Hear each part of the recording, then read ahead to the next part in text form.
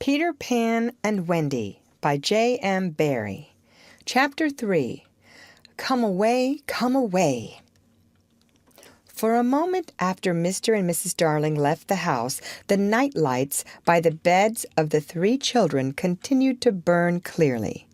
They were awfully nice little night lights, and one cannot help wishing that they could have kept awake to see Peter. But Wendy's light blinked and gave such a yawn that the other 2 yawned also, and before they could close their mouths, all the 3 went out. There was another light in the room now, 1,000 times brighter than the night lights. And in the time we have taken to say this, it had been in all the drawers in the nursery, looking for Peter's shadow, rummaged the wardrobe, and turned every pocket inside out. It was not really a light. It made this light by flashing about so quickly, but when it came to rest for a second, you saw it was a fairy, no longer than your hand, but still growing. It was a girl called Tinker Bell, exquisitely gowned in a skeleton leaf, cut low and square, through which her figure could be seen to the best advantage. She was slightly inclined to embonpoint, plump hourglass figure. A moment after the fairy's entrance, the window was blown open by the breathing of the little stars, and Peter dropped in. He had carried Tinker Bell part of the way, and his hand was still messy with the fairy dust. "Tinker Bell," he called softly, after making sure that the children were asleep. "Tink, where are you?" She was in a jug for the moment, and liking it extremely. She had never been in a jug before. "Oh, do come out of that jug and tell me. Do you know where they put my shadow?" The loveliest tinkle as of golden bells answered him. It is the fairy language. You ordinary children can never hear it, but if you were to hear it, you would know that you had heard it once before. Tink said that the shadow was in the big box. She meant the chest of drawers, and Peter jumped at the drawers, scattering their contents to the floor with both hands, as kings toss halfpence to the crowd. In a moment he had recovered his shadow, and in his delight he forgot that he had shut Tinker Bell up in the drawer. If he had thought at all, but I don't believe he ever thought, it was that he and his shadow, when brought near each other, would join like drops of water, and when they did not, he was appalled. He tried to stick it on with soap from the bathroom, but that also failed. A shudder passed through Peter, and he sat on the floor and cried. His sobs woke Wendy, and she sat up in bed. She was not alarmed to see a stranger crying on the nursery floor. She was only pleasantly interested. "Boy," she said courteously, "why are you crying?" Peter could be exceeding polite also, having learned the grand manner at fairy ceremonies, and he rose and bowed to her beautifully. She was much pleased, and bowed beautifully to him from the bed. "What's your name?" he asked. "Wendy Mora Angela Darling," she replied with some satisfaction. "What is your name?" "Peter Pan." She was already sure that he must be Peter, but it did seem a comparatively short name. "Is that all?" "Yes," he said rather sharply. He felt for the first time that it was a shortish name. "I'm so sorry," said Wendy Mora Angela. "It doesn't matter." Peter gulped. She asked where he lived. "Second to the right," said Peter, "and then straight on till morning." "What a funny address!" Peter had a sinking. For the first time he felt that perhaps it was a funny address. "No, it isn't," he said. "I mean," Wendy said nicely, remembering that she was hostess, "is that what they put on the letters?" He wished she had not mentioned letters. "Don't get any letters," he said contemptuously. "But your mother gets letters?" "Don't have a mother," he said. Not only had he no mother, but he had not the slightest desire to have one. He thought them very overrated persons. Wendy, however, felt at once that she was in the presence of a tragedy.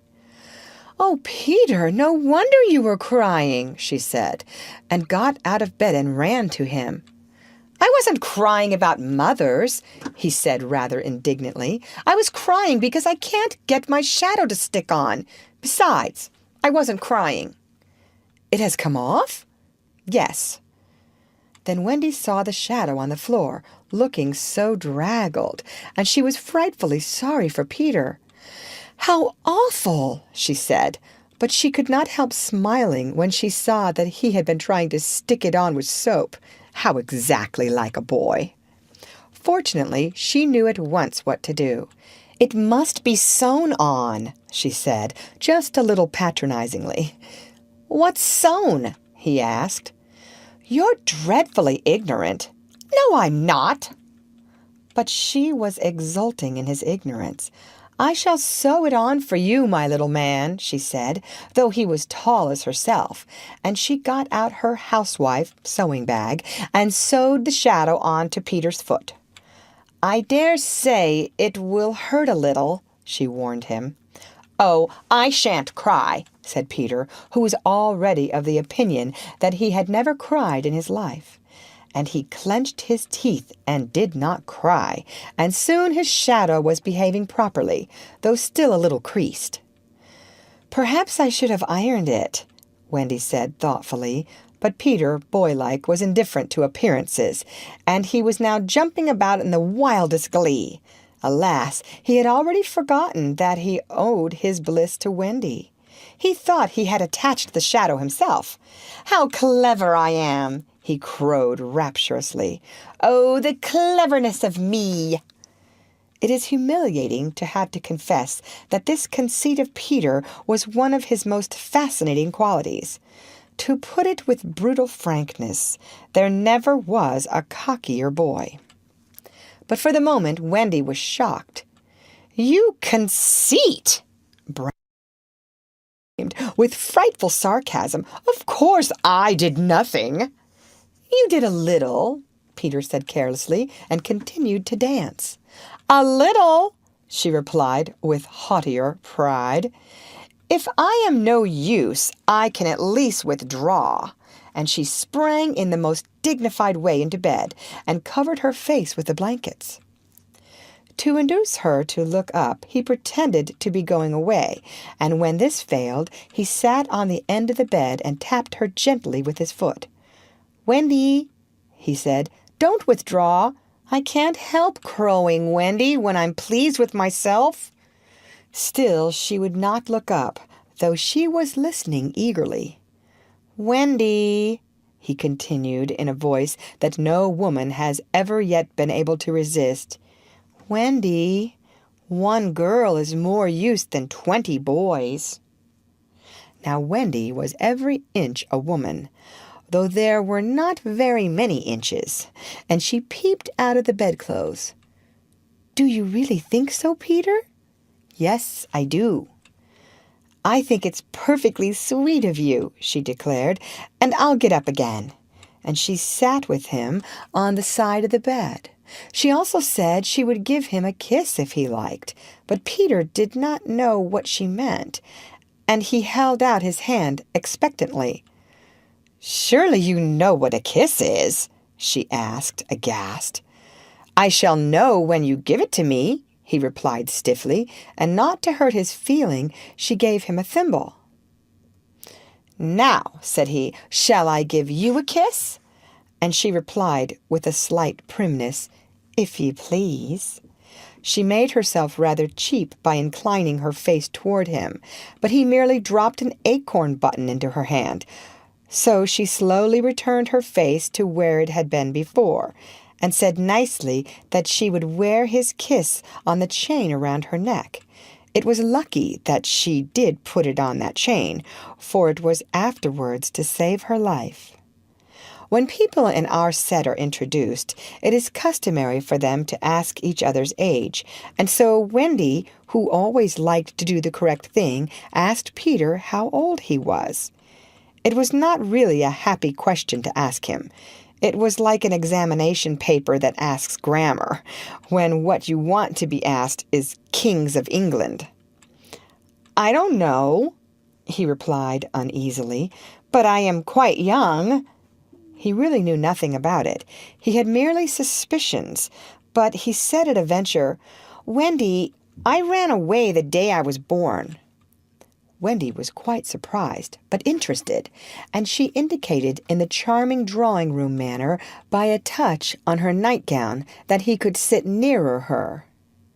"It was because I heard Father and Mother," he explained in a low voice, "talking about what I was to be when I became a man." He was extraordinarily agitated now. "I don't want ever to be a man," he said with passion. "I want always to be a little boy and to have fun. So I ran away to Kensington Gardens and lived a long, long time among the fairies." She gave him a look of the most intense admiration, and he thought it was because he had run away, but it was really because he knew fairies. Wendy had lived such a home life that to know fairies struck her as quite delightful. She poured out questions about them, to his surprise, for they were rather a nuisance to him, getting in his way and so on, and indeed he sometimes had to give them a hiding, a spanking. Still, he liked them on the whole, and he told her about the beginning of fairies. "You see, Wendy, when the first baby laughed for the first time, its laugh broke into 1,000 pieces, and they all went skipping about, and that was the beginning of fairies." Tedious talk, this, but being a stay-at-home, she liked it. "And so," he went on good-naturedly, "there ought to be one fairy for every boy and girl." "Ought to be? Isn't there?" "No. You see, children know such a lot now. They soon don't believe in fairies, and every time a child says, 'I don't believe in fairies,' there is a fairy somewhere that falls down dead." Really, he thought they had now talked enough about fairies, and it struck him that Tinker Bell was keeping very quiet. "I can't think where she has gone to," he said, rising, and he called Tink by name. Wendy's heart went flutter with a sudden thrill. "Peter!" she cried, clutching him. "You don't mean to tell me that there is a fairy in this room?" "She was here just now," he said a little impatiently. "You don't hear her, do you?" And they both listened. "The only sound I hear," said Wendy, "is like a tinkle of bells." "Well, that's Tink. That's the fairy language. I think I hear her too." The sound came from the chest of drawers, and Peter made a merry face. No one could ever look quite so merry as Peter, and the loveliest of gurgles was his laugh. He had his first laugh still. "Wendy!" he whispered gleefully. "I do believe I shut her up in the drawer." He let poor Tink out of the drawer, and she flew about the nursery screaming with fury. "You shouldn't say such things," Peter retorted. "Of course, I'm very sorry, but how could I know you were in the drawer?" Wendy was not listening to him. "Oh, Peter!" she cried. "If she would only stand still and let me see her!" "They hardly ever stand still," he said, but for one moment Wendy saw the romantic figure come to rest on the cuckoo clock. "Oh, the lovely!" she cried, though Tink's face was still distorted with passion. "Tink," said Peter amiably, "this lady says she wishes you were her fairy." Tinker Bell answered insolently. "What does she say, Peter?" He had to translate. "She is not very polite. She says you are a great, huge, ugly girl, and that she is my fairy." He tried to argue with Tink. "You know you can't be my fairy, Tink, because I am a gentleman and you are a lady." To this, Tink replied in these words, "You silly ass," and disappeared into the bathroom. "She is quite a common fairy," Peter explained apologetically. "She is called Tinker Bell because she mends the pots and kettles. Tinker equals tin worker, similar to cinder plus L to get Cinderella." They were together in the armchair by this time, and Wendy plied him with more questions. "If you don't live in Kensington Gardens now—" "Sometimes I do still." "But where do you live mostly now?" "With the Lost Boys." "Who are they?" "They are the children who fall out of their perambulators when the nurse is looking the other way. If they are not claimed in 7 days, they are sent far away to the Neverland to defray expenses. I'm captain." "What fun it must be!" "Yes," said cunning Peter, "but we are rather lonely. You see, we have no female companionship." "Are none of the others girls?" "Oh, no. Girls, you know, are much too clever to fall out of their prams." This flattered Wendy immensely. "I think," she said, "it is perfectly lovely the way you talk about girls. John there just despises us." For reply, Peter rose and kicked John out of bed, blankets and all, one kick to Wendy. Rather forward for a first meeting, and she told him with spirit that he was not captain in her house. However, John continued to sleep so placidly on the floor that she allowed him to remain there. "And I know you meant to be kind," she said, relenting, "so you may give me a kiss." For the moment she had forgotten his ignorance about kisses. "I thought you would want it back," he said a little bitterly, and offered to return her the thimble. "Oh, dear," said the nice Wendy, "I don't mean a kiss. I mean a thimble." "What's that?" "It's like this." She kissed him. "Funny," said Peter gravely. "Now shall I give you a thimble?" "If you wish to," said Wendy, keeping her head erect this time. Peter thimbled her, and almost immediately she screeched. "What is it, Wendy?" "It was exactly as if someone were pulling my hair." "That must have been Tink. I never knew her so naughty before." And indeed, Tink was darting about again, using offensive language. "She says she will do that to you, Wendy, every time I give you a thimble." "But why?" "Why, Tink?" Again Tink replied, "You silly ass." Peter could not understand why, but Wendy understood, and she was just slightly disappointed when he admitted that he came to the nursery window not to see her, but to listen to stories. "You see, I don't know any stories. None of the Lost Boys knows any stories." "How perfectly awful," Wendy said. "Do you know," Peter asked, "why swallows build in the eaves of houses? It is to listen to the stories. Oh, Wendy, your mother was telling you such a lovely story." "Which story was it?" "About the prince who couldn't find the lady who wore the glass slipper." "Peter," said Wendy excitedly, "that was Cinderella, and he found her, and they lived happily ever after." Peter was so glad that he rose from the floor where they had been sitting and hurried to the window. "Where are you going?" she cried with misgiving. "To tell the other boys." "Don't go, Peter," she entreated. "I know such lots of stories." Those were her precise words, so there can be no denying that it was she who first tempted him. He came back, and there was a greedy look in his eyes now which ought to have alarmed her, but did not. "Oh, the stories I could tell to the boys!" she cried, and then Peter gripped her and began to draw her toward the window. "Let me go," she ordered him. "Wendy, do come with me and tell the other boys." Of course, she was very pleased to be asked, but she said, "Oh, dear, I can't. Think of Mummy. Besides, I can't fly." "I'll teach you." "Oh, how lovely to fly." "I'll teach you how to jump on the wind's back, and then away we go."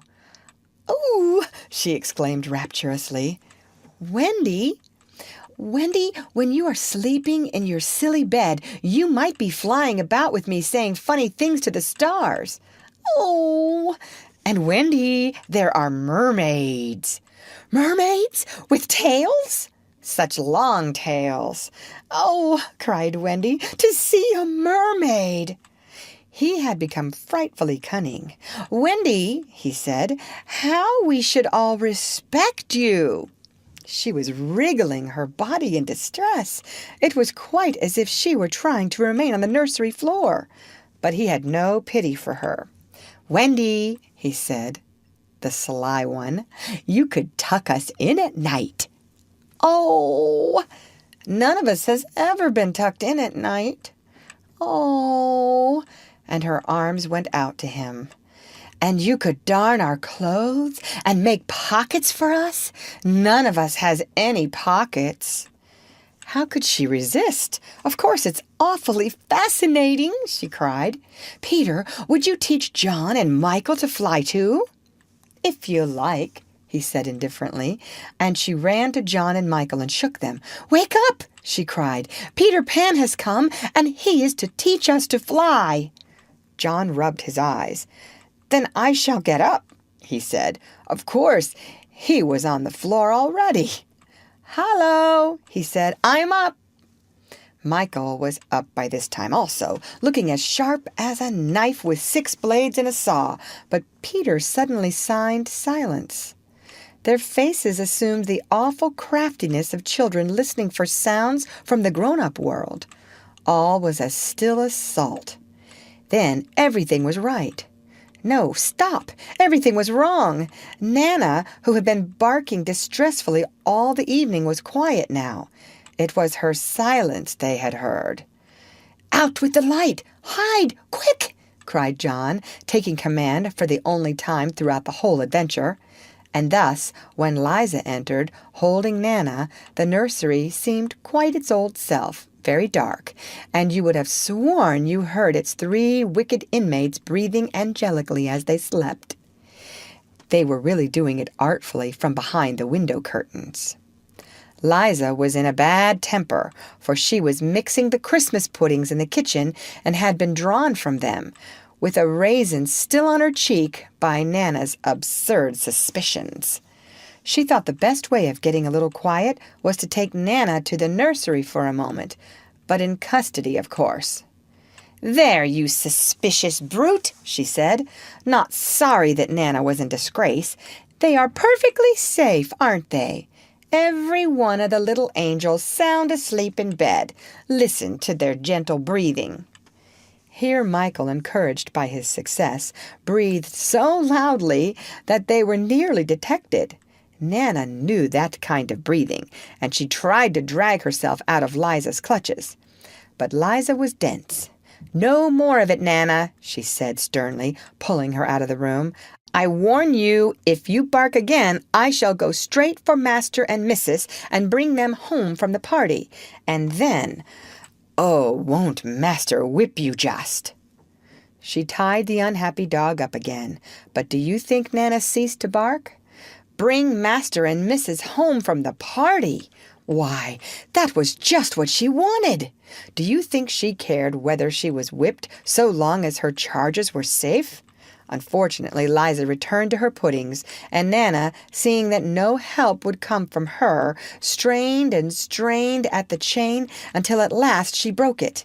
In another moment she had burst into the dining room of 27 and flung up her paws to heaven, her most expressive way of making a communication. Mr. and Mrs. Darling knew at once that something terrible was happening in their nursery, and without a goodbye to their hostess, they rushed into the street. But it was now 10 minutes since 3 scoundrels had been breathing behind the curtains, and Peter Pan can do a great deal in 10 minutes. We now return to the nursery. "It's all right," John announced, emerging from his hiding place. "I say, Peter, can you really fly?" Instead of troubling to answer him, Peter flew around the room, taking the mantelpiece on the way. "How topping!" said John and Michael. "How sweet!" cried Wendy. "Yes, I'm sweet. Oh, I am sweet," said Peter, forgetting his manners again. It looked delightfully easy, and they tried it first from the floor and then from the beds, but they always went down instead of up. "I say, how do you do it?" asked John, rubbing his knee. He was quite a practical boy. "You just think lovely, wonderful thoughts," Peter explained, "and they lift you up in the air." He showed them again. "You're so nippy at it," John said. "Couldn't you do it very slowly once?" Peter did it both slowly and quickly. "I've got it now, Wendy," cried John, but soon he found he had not. Not one of them could fly an inch, though even Michael was in words of 2 syllables, and Peter did not know A from Z. Of course, Peter had been trifling with them, for no one can fly unless the fairy dust has been blown on him. Fortunately, as we have mentioned, one of his hands was messy with it, and he blew some on each of them, with the most superb results. "Now, just wiggle your shoulders this way," he said, "and let go." They were all on their beds, and gallant Michael let go first. He did not quite mean to let go, but he did it, and immediately he was borne across the room.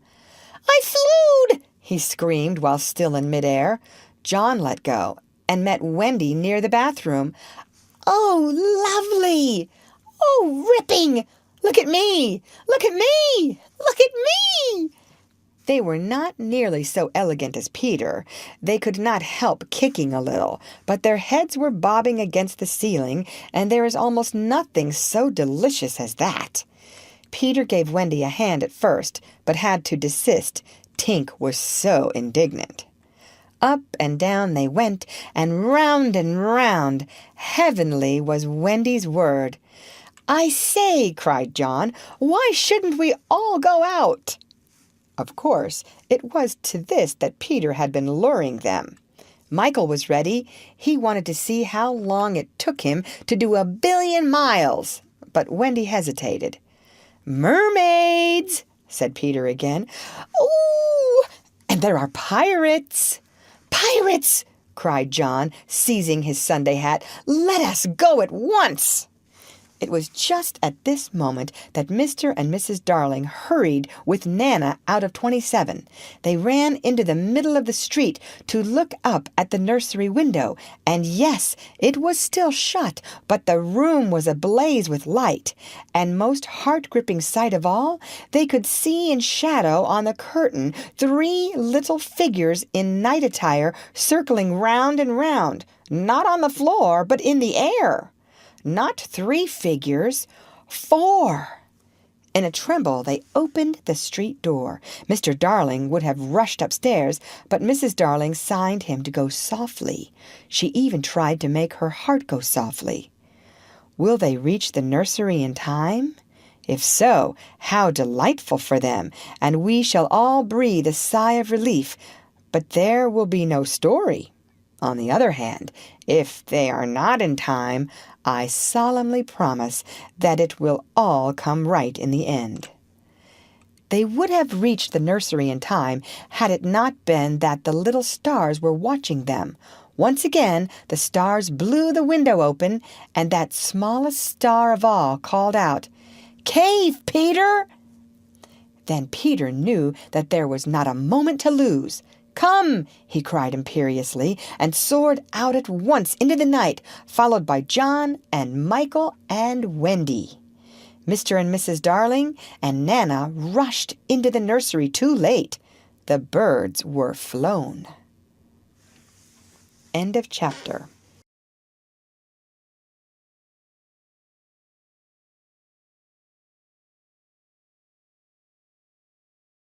"And tell me, do you know where they put my shadow?" The loveliest tinkle as of golden bells answered him. It is the fairy language. You ordinary children can never hear it, but if you were to hear it, you would know that you had heard it once before. Tink said that the shadow was in the big box. She meant the chest of drawers, and Peter jumped at the drawers, scattering their contents to the floor with both hands, as kings toss halfpence to the crowd. In a moment he had recovered his shadow, and in his delight he forgot that he had shut Tinker Bell up in the drawer. If he had thought at all, but I don't believe he ever thought. It was that he and his shadow, when brought near each other, would join like drops of water, and when they did not, he was appalled. He tried to stick it on with Peter Pan and Wendy by J.M. Barrie. Chapter 3. Come away, come away. For a moment after Mr. and Mrs. Darling left the house, the night lights by the beds of the 3 children continued to burn clearly. They were awfully nice little night lights, and one cannot help wishing that they could have kept awake to see Peter. But Wendy's light blinked and gave such a yawn that the other 2 yawned also, and before they could close their mouths, all the 3 went out. There was another light in the room now, 1,000 times brighter than the night lights, and in the time we have taken to say this, it had been in all the drawers in the nursery, looking for Peter's shadow, rummaged the wardrobe, and turned every pocket inside out. It was not really a light. It made this light by flashing about so quickly, but when it came to rest for a second, you saw it was a fairy, no longer than your hand, but still growing. It was a girl called Tinker Bell, exquisitely gowned in a skeleton leaf, cut low and square, through which her figure could be seen to the best advantage. She was slightly inclined to embonpoint, plump hourglass figure. A moment after the fairy's entrance, the window was blown open by the breathing of the little stars, and Peter dropped in. He had carried Tinker Bell part of the way, and his hand was still messy with the fairy dust. "Tinker Bell," he called softly, after making sure that the children were asleep. "Tink, where are you?" She was in a jug for the moment, and liking it extremely. She had never been in a jug before. "Oh, do come out of that jug." "Is that all?" "Yes," he said rather sharply. He felt for the first time that it was a shortish name. "I'm so sorry," said Wendy Mora Angela. "It doesn't matter." Peter gulped. She asked where he lived. "Second to the right," said Peter, "and then straight on till morning." "What a funny address." Peter had a sinking. For the first time he felt that perhaps it was a funny address. "No, it isn't," he said. "I mean," Wendy said nicely, remembering that she was hostess, "is that what they put on the letters?" He wished she had not mentioned letters. "Don't get any letters," he said contemptuously. "But your mother gets letters?" "Don't have a mother," he said. Not only had he no mother, but he had not the slightest desire to have one. His soap from the bathroom, but that also failed. A shudder passed through Peter, and he sat on the floor and cried. His sobs woke Wendy, and she sat up in bed. She was not alarmed to see a stranger crying on the nursery floor. She was only pleasantly interested. "Boy," she said courteously, "why are you crying?" Peter could be exceeding polite also, having learned the grand manner at fairy ceremonies, and he rose and bowed to her beautifully. She was much pleased, and bowed beautifully to him from the bed. "What's your name?" he asked. "Wendy Mora Angela Darling," she replied with some satisfaction. "What is your name?" "Peter Pan." She was already sure that he must be Peter, but it did seem a comparatively short name.